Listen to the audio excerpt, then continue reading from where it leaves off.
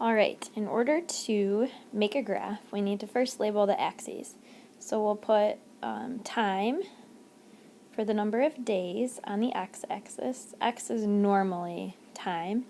And then on the y-axis, we'll put the number of miles, or the distance traveled. So on the first day, Sean went 12 miles. So it makes sense to plot the point 1 for the first day and 12 for the number of miles. So let's go to 1 and up to about 12. Then what happened? The weather got bad and he went 20 miles over the next 3 days. So he was already on the first day, so 3 days later would be day 4. And he covered 20 more miles. So 3 days went by, he went 20 more miles, he had already gone 12. So that would be a total of 32 miles. So let's plot for 32. Oh, by the way, at the beginning, he didn't go anywhere. So our first dot should be at 0, 0. And we can connect these dots that we have so far. And then finally, he finished the race over the next 2 days. So if we add another 2 days, we'll end up at day 6, and he finished the race, which was 50 miles. So we'll plot 6, falls off a little bit over here, and then all the way up to 50. Now that we have the graph, we can use it to answer questions like, when was he traveling the fastest? Well, it looks like the slope on the first day is the steepest, so that's when he was traveling the fastest. And then maybe the second fastest at the last leg of the trip because he was glad to be done. For 1B, see if you can label those axes, the x and the y. 1B doesn't have any numbers, so you don't need to plot specific points for that one, just kind of get a general idea of what that graph should look like.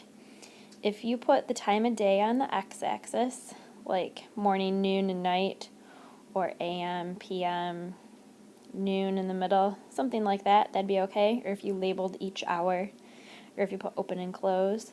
And then we'll put the number of customers on the y-axis. It makes sense to maybe count by 5s for that scale. It's up to you, something reasonable.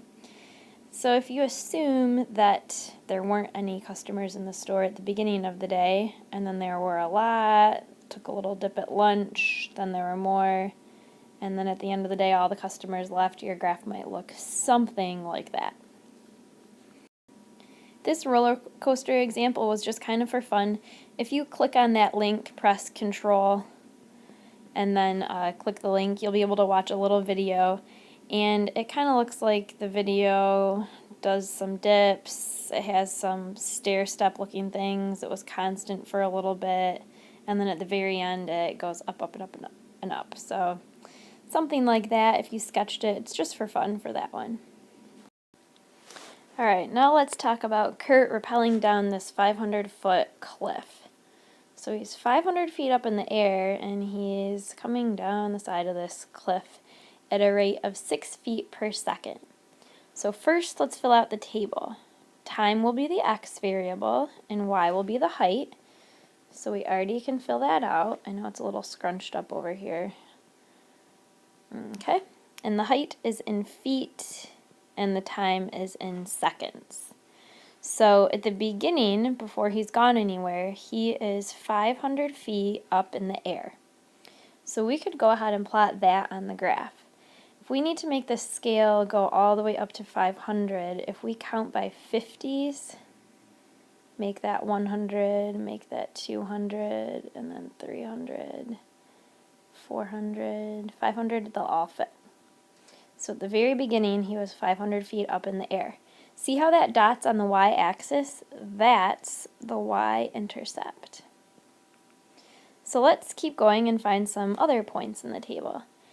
If he's going down the cliff at a rate of 6 feet per second, that number, the height's going to get smaller. So we're going to subtract 6 feet from it after 1 second goes by. So 500 minus 6 is 494. And we'll keep doing that again.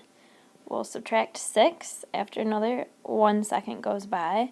So 494 minus 6 is 488, and then we'll keep going. Subtract 6 again.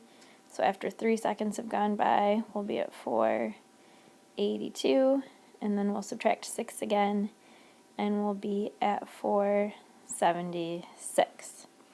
So we could plot those points, but those are really small increments. We could go by 10 seconds and go down 60 feet every 10 seconds, and that'd be a little easier to plot. But at this point, we're going to go ahead and write the equation for this in y equals mx plus b form, and eventually we'll find the other intercept to finish the graph. So all we need to do is fill in what the y-intercept is. We already know that it's 500. So we know that number. And now we just need the slope. Remember the little formula for slope is the rise over the run, or the change in y over the change in x. Don't we already know that? Don't we already know the y's are going down by 6? So negative 6, and the seconds are going up by 1 every time. So the slope is negative 6. So that's what we'll put in the formula. Y equals negative 6x plus 500. So there's the equation. Step 3 says find the intercepts to graph. We already know the y-intercept. We already know the y-intercept is 0, 500. Now we just need the x-intercept. So what's x when y is 0? Well, why don't we just plug 0 in for y so we can figure out what x is. So we'll say 0 equals negative 6x plus 500. We'll subtract 500 from both sides, and you'll get negative 500 equals negative 6x, and when you divide both sides by negative 6, you'll get x equals about 83.3. If we plot that point, 0, 83.3, if we count by 20s, 20, 40, 60, 80, or 10s maybe, 10, 20, 30, 40, 50, 60, 70, 80, it'd be about right there. So we can connect those with a dot. Now that we have that x-intercept, we can answer that question, when will Kurt reach the ground? After 83.3 seconds, or about 1:23. Alright, the next example shows us Stacy's time at the track. We already have the table filled out for how many laps and how long it's taken her. This is one of the only examples where the time will not be on the x-axis. So we'll go ahead and put the laps here and the time on this side. Right here. Time in minutes. So she has 2, 4, 6, 8, 10 laps, and we'll put her time on this side. Let's count by 5s. 5, 10, 15, 20, 25. So you can go ahead and plot these points. Plot these like this. And I know yours will look better than that, but you get the idea. Plot the points. Now we need to write an equation. It's going to be in y equals mx plus b form. So do we know the y-intercept? Do we know where that line crosses the y-axis? If we did, it'd be about right there. They didn't give it to us in the table, but if we worked our way backwards, see how these laps are going up by 2? The number above the 2 would be 0, wouldn't it? And so look at these y numbers. How far is it between each of those? Those are each going up by 3 each time. So if we worked backwards, 3 before 13 would be 10. So our y-intercept is 10. That's what we'll put right there for the b, up 10. Now all we need is the slope, which is the change in y over the change in x, or 3 over, these are going up by 2 every time, so 3 over 2. We can't reduce that, and so our equation is y equals our slope, 3 over 2x, plus 10. Now that we have that, we can use the information to answer question 3, which is to figure out how long it'll take Stacy to run 20 laps. So 20 laps, remember how the laps are on the x-axis? So if we just take 20 and plug it into our equation for x, we can solve for y.